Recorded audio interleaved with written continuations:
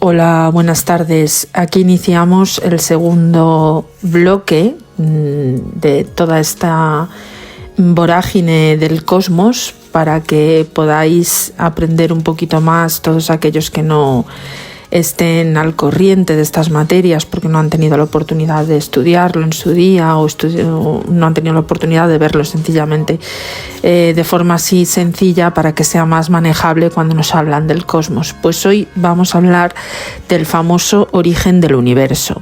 En principio basado en una descripción generalista, ya que hay tantísimos estudios, es tan extensa la temática, es tan grande la teoría y la ciencia que abarca todos estos periodos que estamos hablando desde prácticamente los primeros astrónomos de la historia hasta el día de hoy. O sea, hasta el día de hoy, imaginaros la cantidad de documentación y cosas que hay al respecto. Entonces lo vamos a hacer de forma sencilla para que más o menos tengamos una idea, digamos, esquemática, resumida, muy sencilla, para que podamos hilvanar un poco conceptos cuando veamos otro tipo de documentales y sepamos, entre comillas, de qué rayos nos están hablando, ¿vale?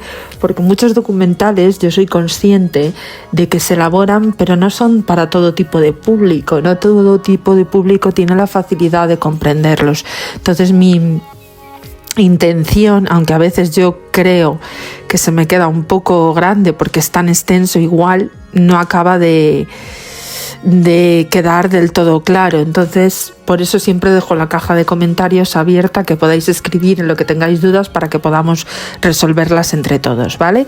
Entonces, esto sería la primera parte, el origen del universo, y luego entre este pequeño origen hablaremos particularmente de la historia de la astronomía y la astrofísica, así como de la teoría del Big Bang, que luego iremos desarrollando seguramente en varios capítulos. ¿Por qué?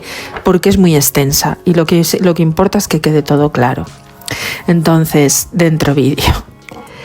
El origen del universo es el instante en que surgió toda la materia y la energía que existen actualmente en el universo, como consecuencia de una gran expansión. La expansión, denominada teoría del Big Bang, gran explosión, es aceptada por la mayoría de los científicos y se postula en que el universo podría haberse originado hace unos 13.800 millones de años. Quedaros con esta fecha. 13.800 millones de años, en un instante definido. En la década de 1930, el astrónomo estadounidense Edwin Hubble, quizás es uno de los referentes más grandes para esta teoría de la expansión, confirmó efectivamente esto, que el universo se estaba expandiendo, fenómeno que un astrofísico llamado Georges Lemaitre describió en su investigación sobre la expansión del universo, el Big Bang, basado en las ecuaciones de Albert Einstein y con la teoría de la relatividad general, esta propia expansión. Sin embargo, el propio Einstein no creyó en sus resultados, pues le parecía absurdo que el universo se encontrara en infinita expansión, por lo que agregó a sus ecuaciones la famosa constante cosmológica. Esta constante lo que quiere decir es que resolvía el problema de la expansión infinita, a la cual posteriormente denominaría él mismo como el mayor error de su vida. Es decir, que primero ni el propio Einstein creía en la expansión del mismo, o sea, ha sido con posterioridad y estudios definidos posteriores que se han dado cuenta estos científicos de que efectivamente el universo se sigue expandiendo.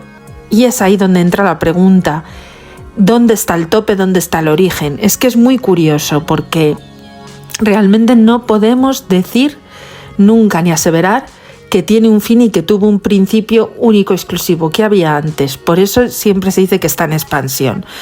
Por esta misma razón, Hubble fue reconocido como el científico que descubrió la expansión del universo. Aquí vamos a hablar de varias etapas de esta dicha expansión.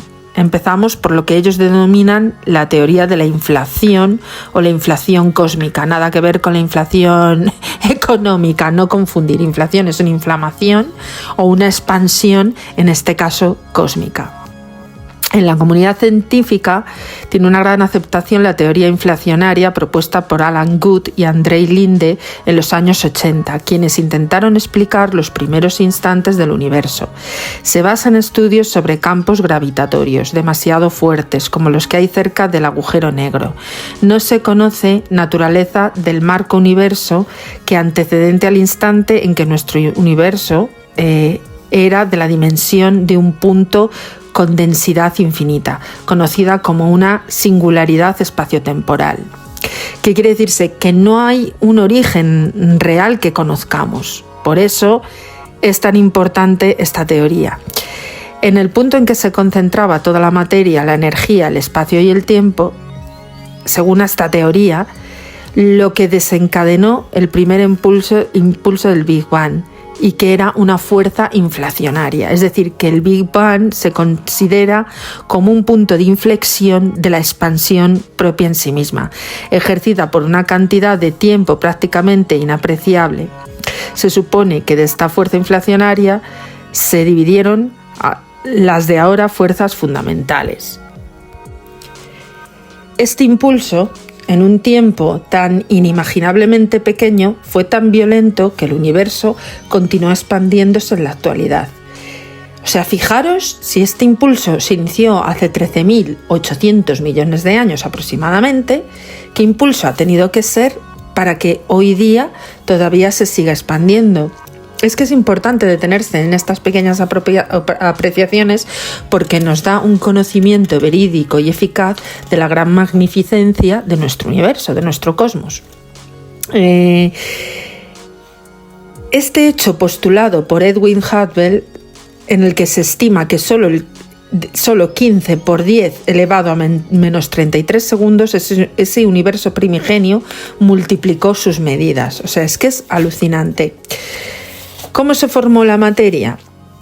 La teoría del Big Bang consiste en que el universo, que antes era una singularidad infinitamente densa, matemáticamente paradójica, es decir, con muchas contrariedades, con una temperatura muy elevada y en un momento dado, esta comenzó a expandirse, generando una gran cantidad de energía y materia separándolo todo.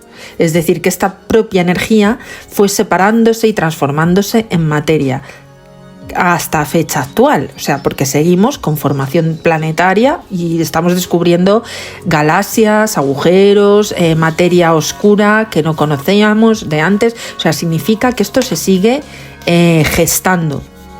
El universo, después del Big Bang, empezó a enfriarse y al expandirse, este enfriamiento produjo que toda la energía comenzara a estabilizarse. Lo que llaman los protones y los neutrones se crearon, entre comillas, y se estabilizaron cuando el universo tenía una temperatura aproximada de unos 100 millones de grados, prácticamente muy parecido a la corona solar, que alcanza los 200 millones de grados. Es que es curioso. Aproximadamente una centésima de segundo después del inicio. Los electrones tenían una gran energía e interactuaban con los neutrones, que inicialmente tenían la misma proporción que los protones. Para que nos hagamos un esquema rápido y la base de todo el conocimiento. La materia se divide en partículas indivisibles que hoy por hoy tienen una subdivisión además, ¿vale? Pero serían, la raíz primigenia serían los átomos, que están compuestos por neutrones, protones y electrones. Hoy en día se ha establecido que con la física cuántica estas partículas se han llegado a dividir en partículas subatómicas, ¿vale? Que esto también es muy importante, pero en principio el origen estaría en el átomo, ¿vale? Esto para que nos quede claro, el átomo es el primer componente de toda materia y la interactuación entre ambas partículas es lo que da origen a otro tipo de materias. Valga la redundancia. Los electrones tenían una gran energía e interactuaban con los neutrones, que inicialmente tenían la misma proporción que los protones, pero debido a esos choques, los neutrones se convirtieron más en protones que en viceversa.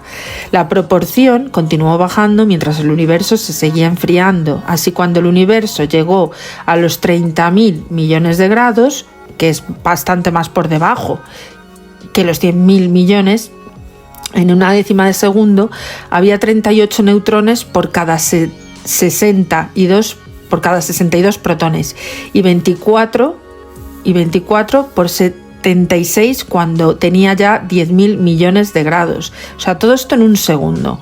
Lo primero en aparecer fue el núcleo del deuterio, que se llama así, casi 14 segundos después, cuando la temperatura era de 3.000 millones de grados. O sea, va bajando la temperatura y van apareciendo partículas, ¿vale? Partículas que generan materia, va apareciendo materia, que permitía a los neutrones y protones permanecer juntos. Para cuando estos núcleos podían ser estables, el universo necesitó algo más de 3 minutos. Fijaros, el universo casi se formó en 3 minutos. Es que es alucinante cómo han podido llegar a averiguar todo esto. Cuando esta bola incandescente se había enfriado a unos 1.000 millones de grados. Formalmente, para que todo lo expuesto aquí pueda ser válido, los científicos necesitaban una materia adicional a la conocida, o más propiamente vista por el ser humano. Es decir, porque efectivamente nosotros el átomo realmente no lo vemos. O sea, los humanos lo que vemos son lo que se ha formado con la interactuación de todas estas partículas. O sea, hay que ir un poco más allá. Varios cálculos han demostrado que toda materia y energía que conocemos es muy poca en relación con la que debería existir para que el Big Bang sea correcto.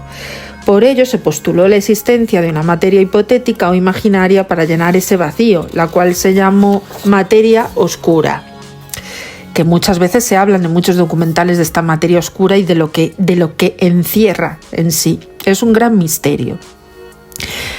Esta materia oscura, la cual los científicos consideraban que no interactúa con ninguna de las fuerzas nucleares, es decir, la fuerza débil y la fuerte, ni con el electromagnetismo, sino que más bien solo con la fuerza gravitacional, aunque de hecho no hay ni ha habido de ninguna forma de comprobar su existencia o presencia. Hablo de la materia oscura. Físicamente hablando, en tanto que en estudios realizados en la década de los 2020 se ha considerado que esta materia oscura no es tan cierta, o al menos no es tan abundante como se llegó a plantear originalmente. Es decir, que todavía no tenemos la constancia real de que esta materia oscura realmente exista como tal, pero hay indicios de que algo había para la propia interactuación termonuclear, ¿vale? En la cosmología de Branas, con este término de Branas, se utiliza para referirse a los objetos similares al universo cuadridimensional, que se mueven en una especie de sustrato de mayor dimensión. Las branas y el bulk, ¿qué es esto? La idea central de esta teoría es que la parte visible de nuestro universo de 4 dimensiones, es decir, que nuestro universo son 4 dimensiones, está limitada por una brana. Imaginaros como un cubo, ¿vale? Un cubo con su propio volumen, ¿vale? Esto es lo que es lo que llaman universo cuadridimensional. Es algo que está como en un cuadrado, pero es un cubo, ¿vale? Que está todo ahí comprendido y todo dentro, ¿vale? Esta dimensión está limitada por una brana dentro o un espacio de dimensionalidad superior llamado el bulk o mole o bulto a lo español, vaya, o sea, es como se le llama. Las dimensiones adicionales compactas están enrolladas en un espacio que le llaman Calabi-Yau, en el que el modelo del bulk y otras branas pueden entrar o pueden estar, moviéndose a través del bulk. Es decir, que dentro de este cubo hay unas branas que se están moviendo constantemente, ¿vale? Y hacen interacciones con el bulk y posiblemente con otras branas. Esto podría haber influenciado a nuestro universo brana y de allí se puede introducir efectos no vistos en más modelos cosmológicos estándar. ¿Qué quiere decirse? Que es una forma cuadridimensional de recoger todo lo que hay en el cosmos, pero claro, no podemos ver ni albergar realmente ahora mismo cuál es la dimensión de ese mundo cuadridimensional, porque es extensísimo y se sigue expandiendo. La explicación de la debilidad de la gravedad, como otra teoría, esta era una de las características más atractivas en la que se explica por qué la debilidad de la gravedad es lo que, con respecto al resto de las fuerzas fundamentales de la naturaleza, solventando el llamado problema de la jerarquía en el escenario de las branas y las otras fuerzas de la naturaleza, este electromagnetismo y las fuerzas nucleares débil y fuerte están confinadas como cuerdas ancladas a nuestra brana del universo, diferiendo la gravedad, que se piensa que sea como una cuerda cerrada no anclada y por lo tanto gran parte de su fuerza atractiva se filtra o se escapa del bulk. Como consecuencia de ello, la fuerza de la gravedad debe aparecer con más fuerza en las pequeñas escalas, donde menos fuerza gravitacional se ha filtrado. Hay varios modelos basados en esta teoría de la cosmología de branas que explican un poco cómo funciona esto, para que seamos más exactos. Existen dos grandes grupos de teorías basados en la cosmología de branas. El primer grupo mezcla aspectos de la teoría con la cosmología inflacionaria. En el segundo, de más reciente formulación, argumenta la existencia de una cosmología basada en la teoría M sin recurrir al modelo inflamatorio, el modelo de Randall-Sundrum, que le llaman el RS1 y RS2, y se puede ajustar a los criterios de cualquier modelo de ambos grupos. La cosmología inflacionaria del universo adquiere sus características observables como el problema del horizonte, la planitud, los monopolos magnéticos y después del Big Bang. Mientras tanto, estos modelos epiróptico y cíclico dan las características observables que derivan al momento previo al Big Bang, debido a lo que ellos llaman el choque de branas. Es decir, que digamos que en ese cubo cuadridimensional empezaron a actuar las partículas, llamadas las branas y tal, que es lo que provocó esa explosión de energía. Es una forma muy rudimentaria de ver o comprobar esta teoría. El cosmólogo Alexander Vilenkin argumenta que en estos modelos inflacionarios el tiempo está autocontenido dentro del universo, marcando el Big Bang como su comienzo. O sea, el tiempo infinito procede del Big Bang. Mientras tanto, el cosmólogo Neil Turok propone que los modelos donde se dan choques entre branas, el tiempo ya existía antes del Big Bang, tiempo infinito. O sea, es que es curioso, es como lo de ¿qué se inventó antes, el huevo o la gallina? Antes del Big Bang ya había tiempo, se empieza a contar a partir del Big Bang. Es que esto es lo que están intentando los científicos descubrir y es muy complicado, es muy complicado. Hay otra teoría que es la del modelo multiverso. ¿Qué es esto? En los modelos basados en cosmología inflacionaria se puede imaginar un infinito océano que, debido a las fluctuaciones de la física cuántica, se forman como branas, como burbujas en el agua hirviendo. De esta forma surge a momento el Big Bang, unas burbujas que desaparecen y otras crecen, inflación, debido a las mismas fluctuaciones. Figuradamente, cada universo se podría considerar como una burbuja. Es decir, las branas son burbujas. Cuando digo branas, acordaros de la palabra burbuja, ¿vale? Digamos que dicen que el universo o los multiversos son miles de burbujas que tienen como vida propia en este cosmos cuadridimensional. Y que estas dichas burbujas están nadando en un océano infinito de agua hirviendo, que a lo que ellos llaman falso vacío. La formulación de esta teoría está fuertemente influenciada por la interpretación de la mecánica cuántica de Hugh Everett. Si os paráis a fijaros en cuando hablan los científicos de posibles mundos paralelos, están basados en esta teoría de las branas. De hecho, el principal precursor de los mundos paralelos es el científico Hugh Everett, basado todo en física cuántica. El modelo del universo cíclico está basado en los choques de estas burbujas, a diferencia de los modelos inflacionarios. Es decir, cada burbuja ya existía antes del Big Bang y las características que llevaban antes del choque se imprimen en las características del siguiente universo formado después del choque. Los modelos pre-Big Bang, epsirótico y cíclico, pretenden pertenecer a este grupo de teorías. O sea, la cosmología básicamente nos lanza las teorías más importantes de la formación de dicho universo a través del multiverso o distintas posibilidades de inicios, de sistemas distintos, o sea, distintas dimensiones. Es muy curioso y muy importante que esto lo tengamos en cuenta, porque hoy básicamente nuestros científicos están rondando la existencia de otros mundos, otras dimensiones.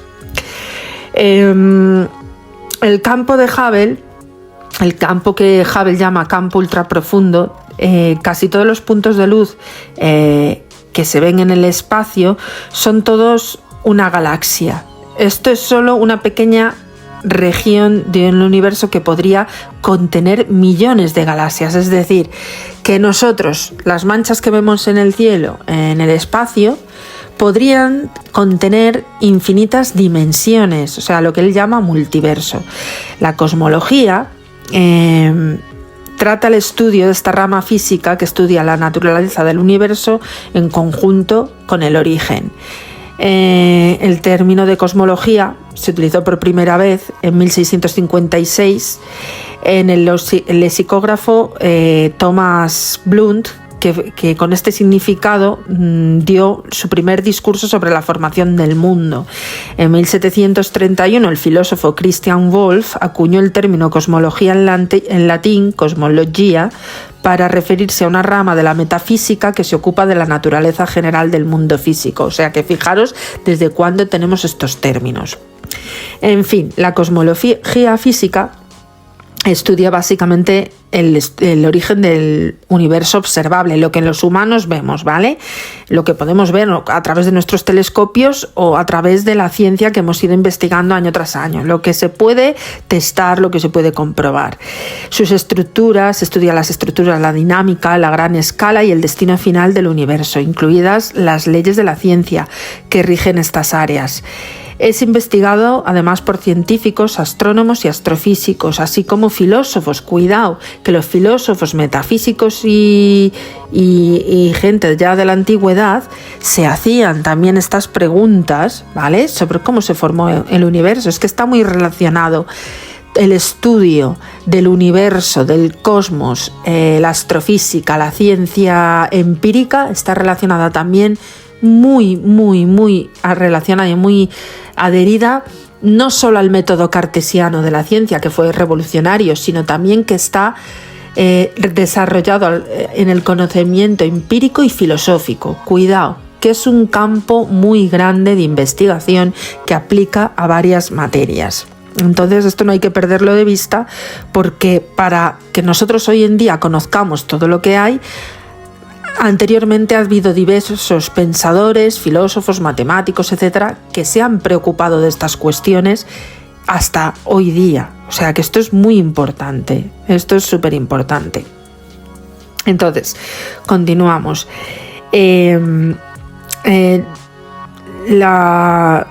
La investigación de estos científicos, debido a este ámbito compartido por la filosofía y las teorías que he comentado, la física puede incluir proposiciones tanto científicas como no científicas y puede depender de supuestos que no pueden ser comprobados. O sea, cuidado, que muchas teorías no se han podido comprobar, pero se han podido plantear.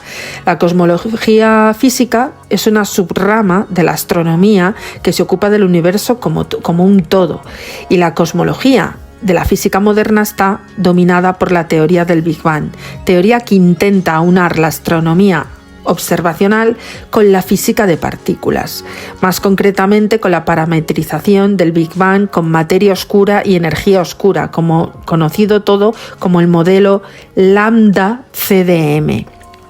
El astrofísico teórico David Spergel ha escrito la cosmología como una ciencia histórica, porque cuando miramos al espacio miramos atrás en el tiempo debido a la naturaleza infinita de la velocidad de la luz. Efectivamente, gracias a todo esto nos damos cuenta del poder que tenemos entre nuestras manos y que no llegamos todavía a poder distribuir o diversificar el límite de dicho poder. O sea, el cosmos es imparable, es imparable y además magnificente. Es tan grande que no llegamos todavía a acaparar sus límites.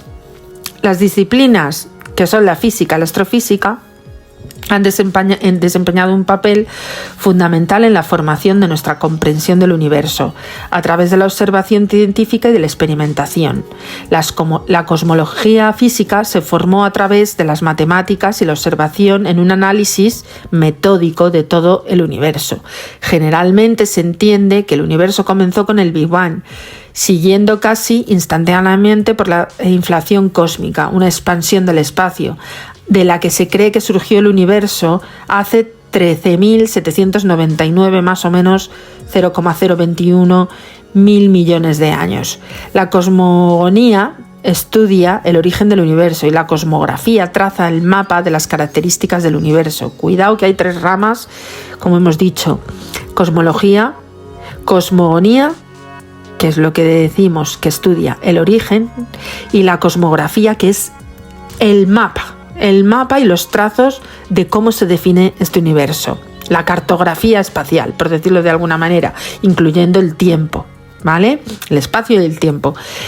La cosmología metafísica también se ha descrito como la colocación de los seres humanos en el universo, en la relación con todas las demás entidades. ¿Esto qué significa?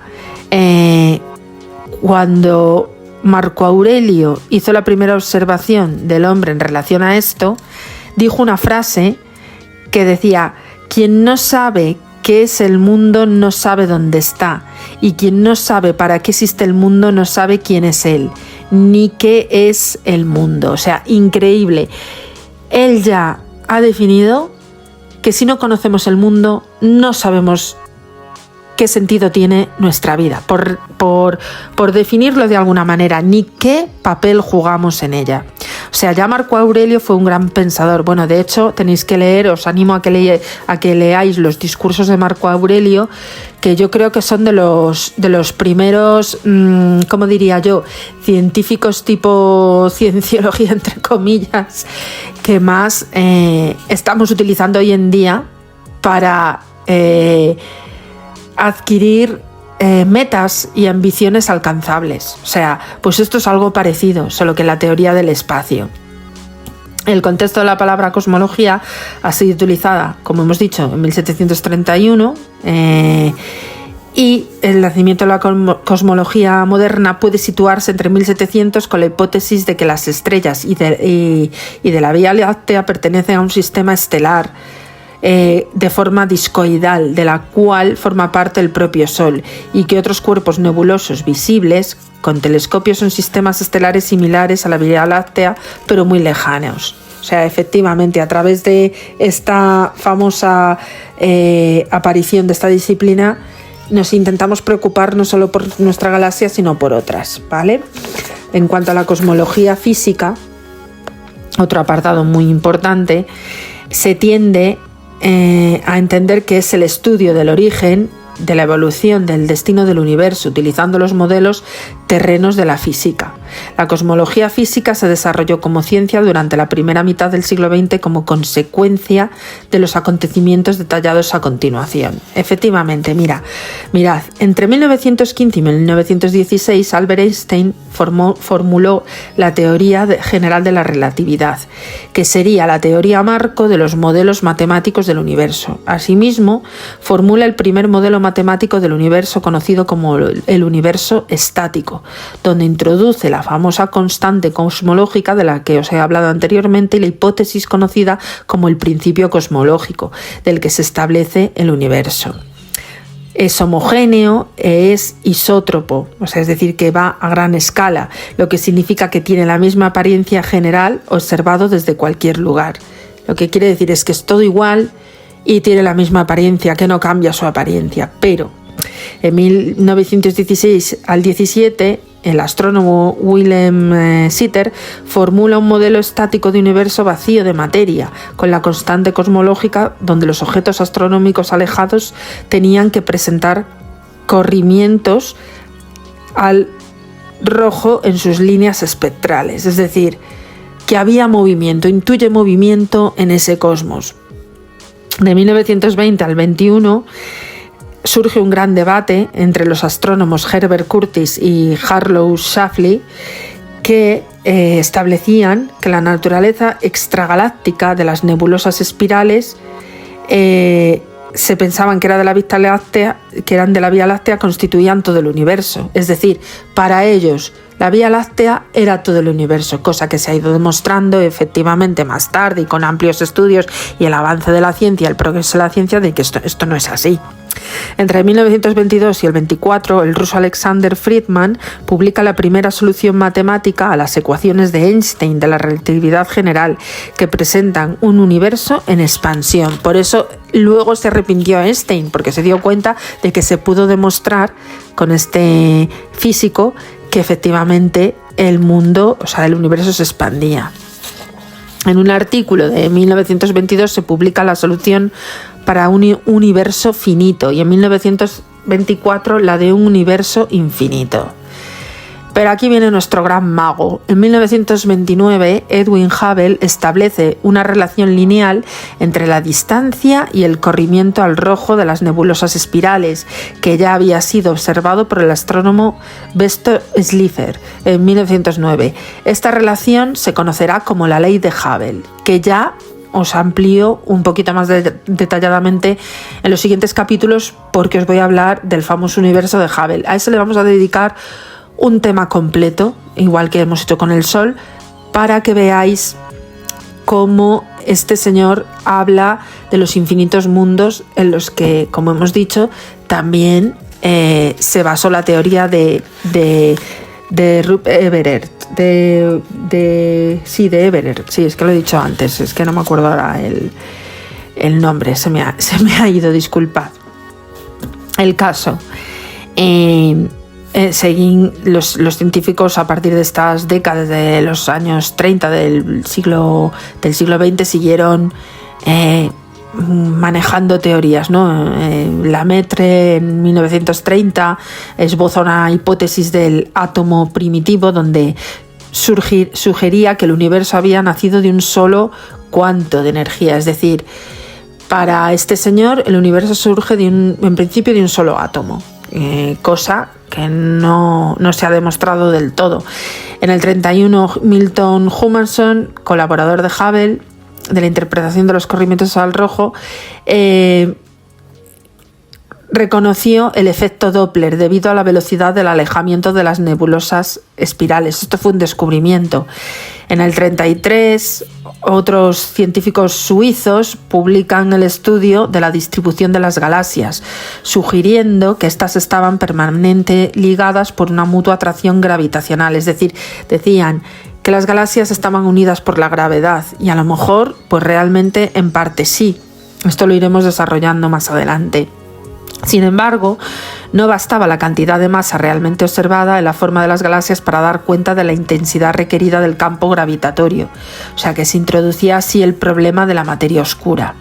En 1948, ya después de la Segunda Guerra Mundial, Hermann Bondi, Thomas Gold, Fred Hoyle proponen el modelo del estado estacionario, donde el universo no solo tiene la misma apariencia a gran escala, visto desde cualquier lugar, sino que la tiene vista en cualquier época. Aquí ya empiezan a tener el tiempo y los tiempos, o sea, el espacio-tiempo en relación a su antigüedad. Es decir, que para ellos esto ha sido desde siempre. O sea, no es decir que de un día se puso de una manera y al día siguiente fue de otra, no, sino que esto es desde siempre. Cuidado aquí la ecuación temporal que empieza a dar sus primeros visos de existencia para complicar las teorías. En esos mismos años, los físicos George Gamow y Ralph Alpher publican un artículo donde se estudia la síntesis de los elementos químicos ligeros en el reactor nuclear, que fue el universo primitivo conocido como nucleosíntesis primordial. En el mismo año, estos científicos mejoran los cálculos y hacen la primera predicción de la existencia de la radiación de fondo de microondas, ¿vale? En 1964, Arno Penzias y Robert Woodruff en los laboratorios Bell descubren la señal de radio que fue rápidamente interpretada como la radiación de fondo de microondas, que supondría una observación crucial como convertirla al modelo del Big Bang o de la gran explosión. Digamos que con esa onda lo que consiguen es reproducir un Big Bang.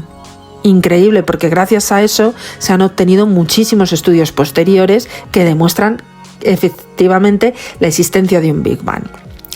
En el modelo físico estándar para describir el universo se basó en esta teoría crucial. Durante el resto del siglo XX se ha producido una consolidación de este modelo y se han reunido las evidencias observacionales que establecen los siguientes hechos fuera de cualquier duda razonable. O sea, esto no tiene, ¿cómo se dice? Contra, no tiene opinión en contra. Es decir, se ha aceptado y se ha establecido así, que el universo está en expansión en el sentido de que la distancia entre cualquier par de galaxias lejanas se está incrementando con el tiempo, efectivamente, que la dinámica de la expansión está descrita con muy buena aproximación por la teoría general de la relatividad de Einstein, efectivamente, y que el universo se expande a partir de un estado inicial de alta densidad y temperatura, donde se formaron los elementos químicos ligeros, estado a veces dominado como Big Bang o gran explosión. Es decir, que esto es, a día de hoy, inamovible. Y aquí ya os empiezo a hablar de la teoría del Big Bang en grandes líneas generales, porque luego tengo un apartado al final de todos estos inicios o preliminares que hablan exclusivamente del Big Bang y en lo que consiste concretamente, porque eso hay que abordarlo de una forma un poco más sencilla y quizás menos teórica, pero bueno, que quede entendible. A pesar de que el modelo del Big Bang o la gran explosión es un modelo teórico observacionalmente bastante robusto y ampliamente aceptado entre la comunidad científica, hay algunos aspectos que todavía quedan por resolver. Por ejemplo, se desconoce qué ocurrió en los primeros instantes del Big Bang. Efectivamente, no tenemos pruebas reales de qué pasó cuando explotó. No hubo nadie allí que pudiera decirnos nada. La respuesta se busca mediante el estudio del universo temprano. Quedaros con esto. Una de las cuyas metas es encontrar la explicación a una posible unificación de las 4 fuerzas fundamentales, que eran la fuerza nuclear fuerte, que se dice así, la fuerza nuclear débil, la fuerza electromagnética y la fuerza más débil de las 4, que es la gravitacional, ¿vale? Es decir, influyen para este estudio del universo temprano las fuerzas nucleares y la gravitacional. Las fuerzas nucleares, como hemos dicho, en sus 3 estados, de fuerte a débil, y la de la gravedad, masa por aceleración, muy importante. No existe modelo definitivo de la formación de las estructuras actuales a partir del Big Bang.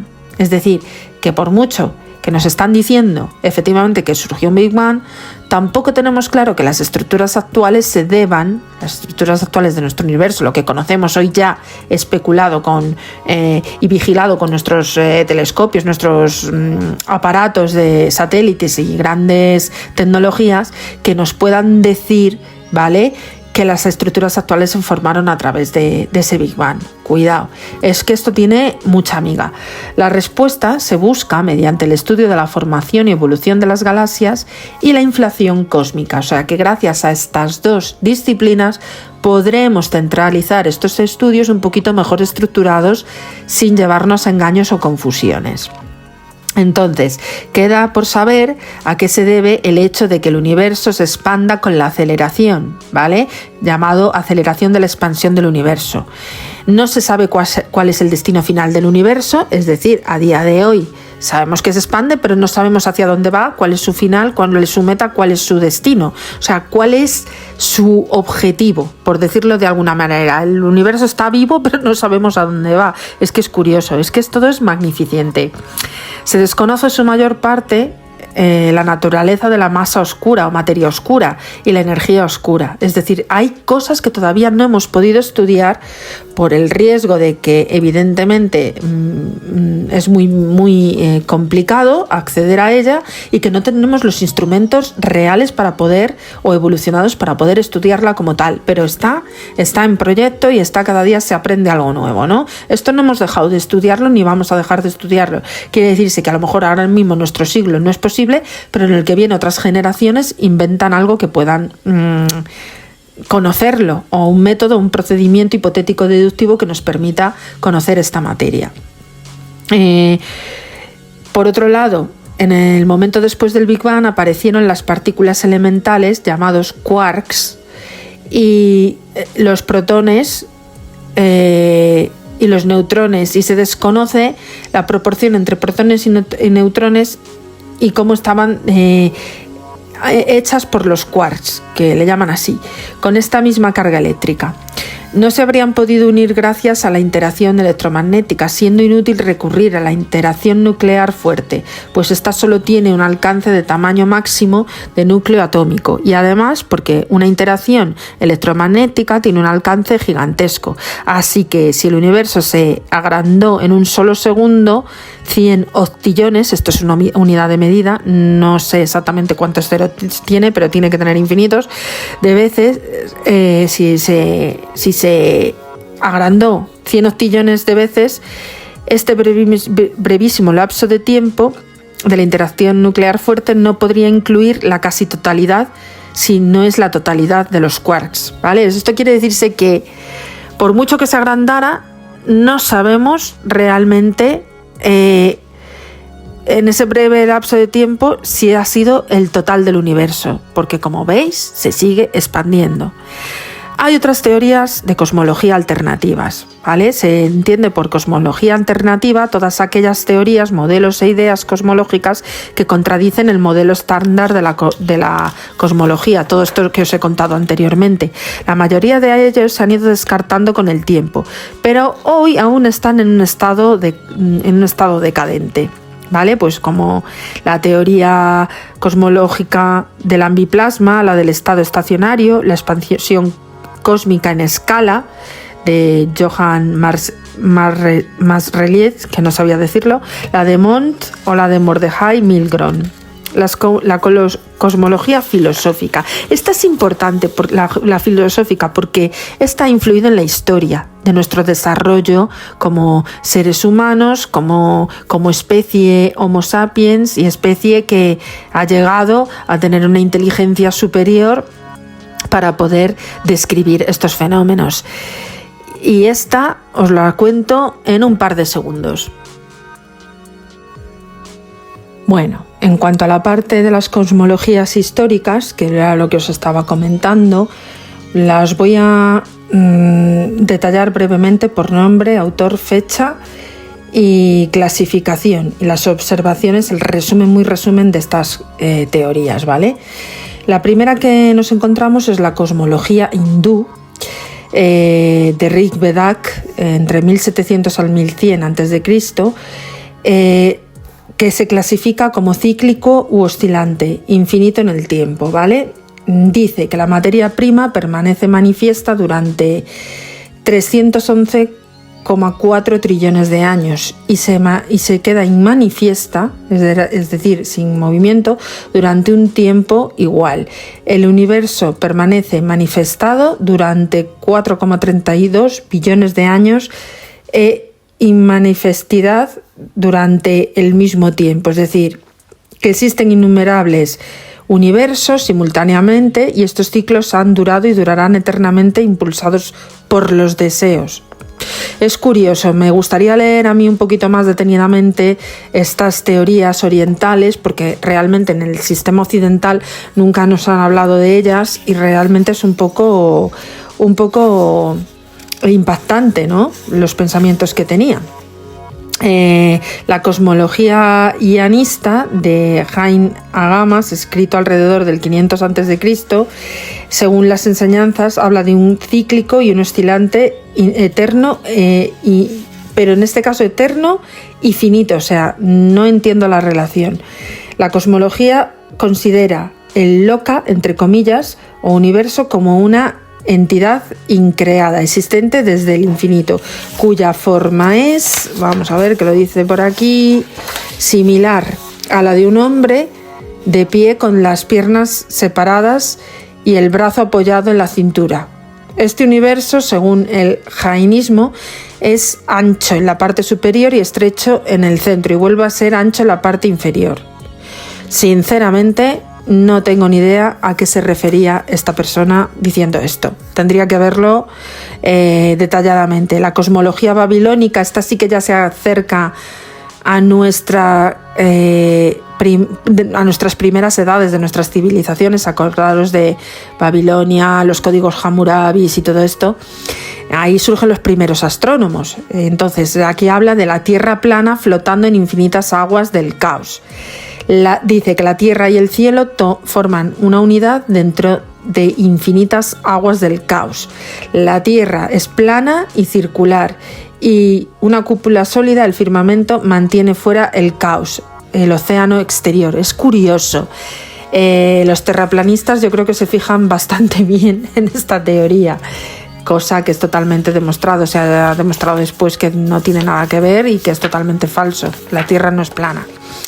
La cosmología eleática de Parménides, ya estamos en Grecia, siglo V a.C., dice que el universo es inmutable, uniforme, perfecto, necesario, atemporal, ni generado ni perecedero. El vacío es imposible. La pluralidad y el cambio son producto de la ignorancia epistémica derivada de la experiencia sensorial. Los límites temporales y espaciales son arbitrarios y relativos a todo parmenideo.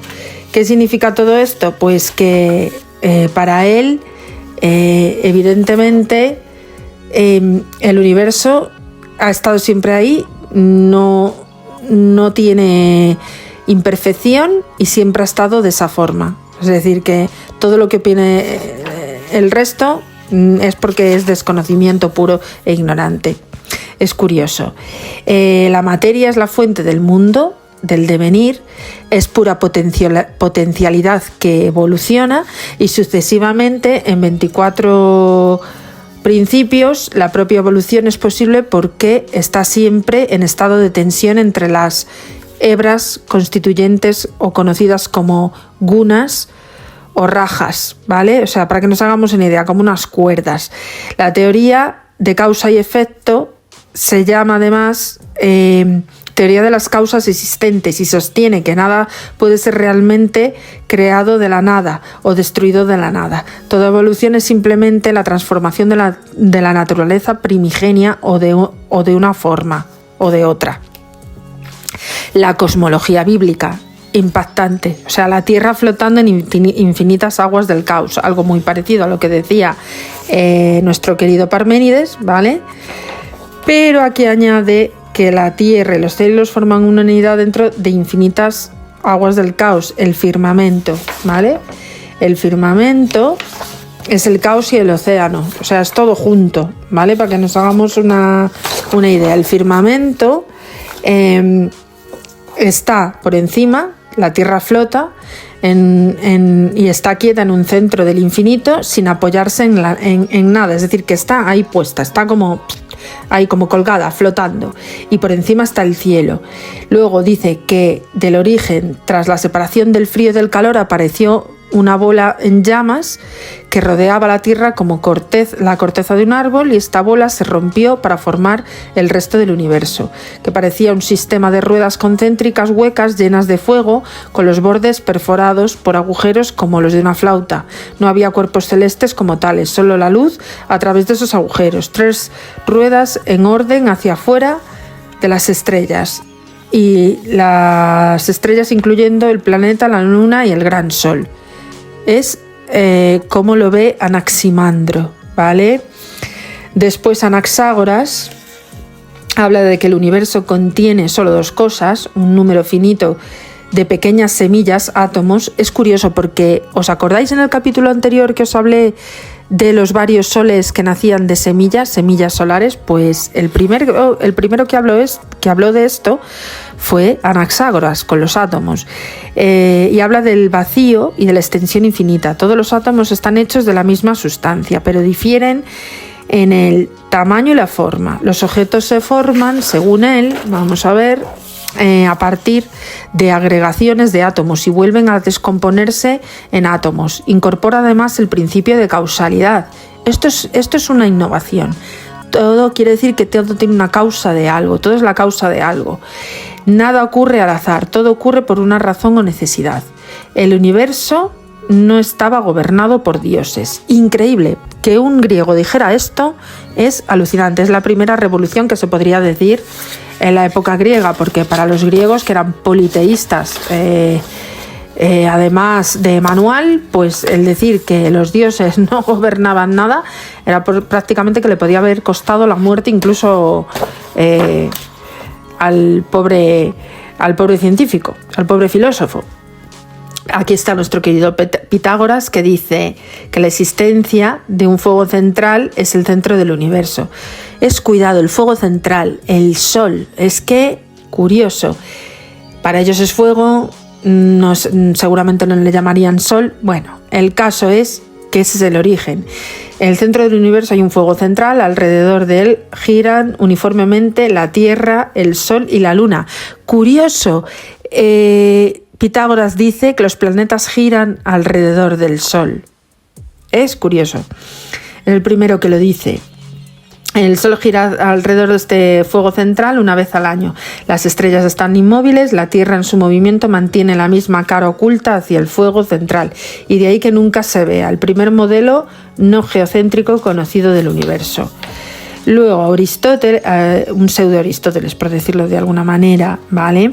Dice que hay 5 elementos situados en las esferas en 5 regiones, estando el menor en cada caso rodeado por el mayor, a saber, la Tierra rodeada por el agua rodeado por el aire, aquí lo estoy diciendo, el agua rodeado por el aire, a ver un momentito, no se me caiga esto, y el fuego por el fuego, que componen entre los tres el éter. El éter es lo que compone el universo. Nos vamos a los estoicos. El cosmos es finito, está rodeado por un vacío infinito. Se encuentra en un estado de flujo y pulsa el tamaño y sufre convulsiones, conflagraciones periódicas. Son los primeros en admitir que hay movimientos sísmicos de alguna manera en el cosmos. Esto es curioso, porque fijaros, estos son 300 años antes de Cristo, o sea, increíble. Platón indica que la Tierra es estática, que está en el centro, rodeada por cuerpos celestes que se mueven en círculos perfectos, dispuestos por voluntad del demiurgo, o sea, el demiurgo. Para él, el demiurgo, bueno, pues es el que gobierna el universo. En orden están la Luna, el Sol, los planetas, estrellas fijas. Los movimientos complejos se repiten cada año, perfecto. O sea, es decir, que todo tiene una sincronía. Más adelante aparece el primer modelo geométrico matemático. Dicen que los cuerpos celestes se mueven como si estuvieran unidos a una serie de esferas concéntricas invisibles, las órbitas. Cuidado, aquí es cuando ya se empiezan a plantear las primeras órbitas, movimientos orbitales, centradas en la Tierra, girando cada una de ellas alrededor de su propio y diferente eje y a diferentes ritmos. Hay 27 esferas homocéntricas y cada esfera explica un tipo de movimiento observable para cada objeto celeste. Eudoxo, que es el que dice esto, enfatizó que se trata de una construcción puramente matemática del modelo, en el sentido de que las esferas de cada cuerpo celeste no existen, solo muestran las posibles posiciones de los cuerpos. Después, Aristóteles, en el 384 al 322 a.C., desarrolla la teoría estática de la Tierra, ¿vale? La Tierra estática y esférica está rodeada por 43 a 45 concéntricas eras celestes, que son materiales y cristalinas. El universo existe sin cambios durante toda la eternidad y contiene un quinto elemento que le llaman el éter, que se añadió a los 4 elementos clásicos: el agua, la tierra, el fuego y el aire. Pues el éter formaría parte de estos elementos. Aristarco habla del heliocentrismo. La Tierra gira diariamente sobre su eje y gira anualmente alrededor del Sol en una órbita circular. La esfera de estrellas fijas está centrada alrededor del Sol. Y el universo orbita alrededor de una Tierra estacionaria. Los planetas se mueven en epiciclos que circulan, que son circulares, y cada uno con un centro que se movía en una órbita circular mayor, llamada excéntrica o deferente, alrededor de un punto central, cercano a la Tierra. Le llama el uso de ecuantes y añadió otro nivel de complejidad que permitió a los astrónomos predecir las posiciones de los planetas, el modelo del universo más exitoso de todos los tiempos, utilizando el criterio de la longevidad, lo que le llaman el Almagesto, el gran sistema. Luego vemos ya las teorías de geocentrismo y heliocéntrico, del modelo que le llaman Capella o Capella. La Tierra está en reposo en el centro del universo y está rodeada por la Luna, el Sol y 3 planetas y las estrellas, mientras que Mercurio y Venus rodean el Sol.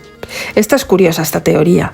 Luego está el modelo de Arabayan, que dice que la Tierra gira y los planetas se mueven en órbitas elípticas alrededor de la Tierra o del Sol.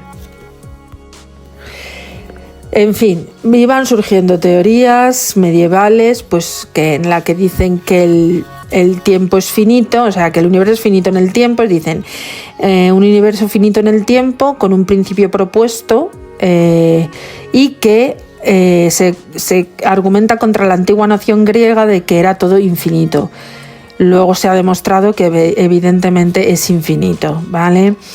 Luego los multiversos, ¿vale? Los universos paralelos. Aquí el primero que lo menciona antes de Everett es el astrónomo científico, el indio Bhagavata Puran, que habla de universos innumerables con la comparable teoría del multiverso, excepto que no es paralelo, es decir, que cada universo es diferente y cada universo es individual, y que existen además exactamente a la vez. Todos los universos se manifiestan a partir de la misma materia, por lo que todos siguen ciclos temporales paralelos, manifestándose y desmanifestándose al mismo tiempo. Es curiosa esta teoría.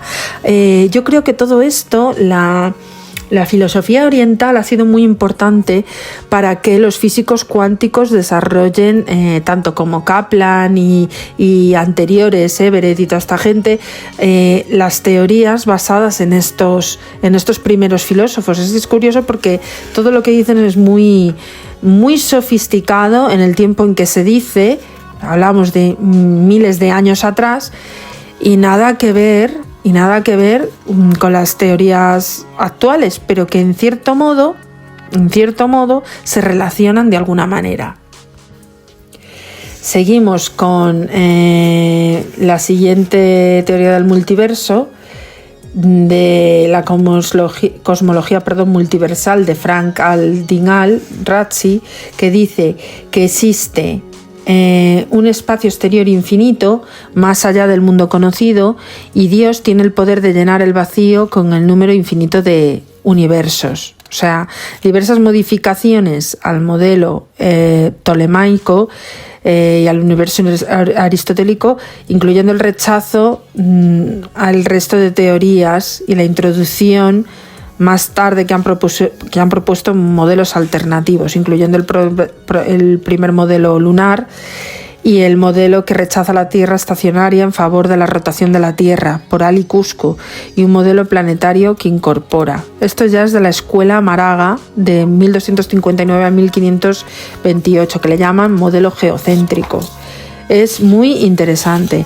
Lo que voy a hacer, para que esto no se alargue mucho, os voy a dejar todas estas teorías, el enlace para que las podáis consultar en el propio vídeo, porque así será más fácil que las podáis mirar y las podáis relacionar por los autores, por si tenéis curiosidad de ver cómo pensaban en aquella época. Más que nada para que no se nos haga eterno, porque realmente es bastante amplia la cantidad de teorías alternativas al origen del universo. Pero vamos, nosotros nos vamos a quedar con las más importantes: la inflamación, el modelo cíclico, la inflamación cósmica y este tipo de teorías, ¿vale? El caso, que para que todo sea así más sencillo, os iremos expresando en estos pequeños capítulos que vayamos viendo toda la cronología de dichas teorías. Esto todo lo voy a dejar colgado. Y ahora sí que de verdad voy a proceder con la famosa teoría del Big Bang, que a fin de cuentas es la que realmente nos interesa y es sobre la que se basa realmente nuestro sistema científico. Y bueno, queridos suscriptores, hasta aquí el primer capítulo de este gran, magnífico bucle que vamos a comenzar y seguir ampliando, porque, como os dije, lleva una gran cantidad de información. Recordaros que me podéis escribir a las suscripciones, por favor, hacerlas visibles, es decir, que os suscribáis y que apoyéis el canal, porque me gustaría muchísimo poder llegar a todos esos sitios donde la gente pues quiere aprovechar el tiempo y entender un poquito más pues eso, los fenómenos científicos y todo lo que nos rodea como seres humanos. Para mí es interesante poder aportar mi granito de arena y bueno, pues agradeceros enormemente vuestra paciencia, que disculpéis los errores de edición. Yo también estoy aprendiendo muchas cosas todavía, llevo muy poquito en esto, pero vamos, la idea es poder hablar de cosas que realmente sean interesantes para todos aquellos que quieran oír del ruido convencional, de las redes sociales, de la desinformación y de todo el desastre que está causando ahora todos estos momentos convulsos en los que vivimos. Para mí es muy importante que le podamos dar voz a otro tipo de cosas en redes sociales, casi o más importantes que las políticas o sociales. Aunque no me niego a hacer trabajos de esos, pero me quiero centrar un poco en huir un poco de todo lo mediático que hay ahora mismo. Este canal está abierto para todos aquellos que tengáis curiosidad por aprender, tan sencillo como es su curiosidad por aprender. Por favor, no olvidéis suscribiros, para mí es de gran importancia. Muchas gracias.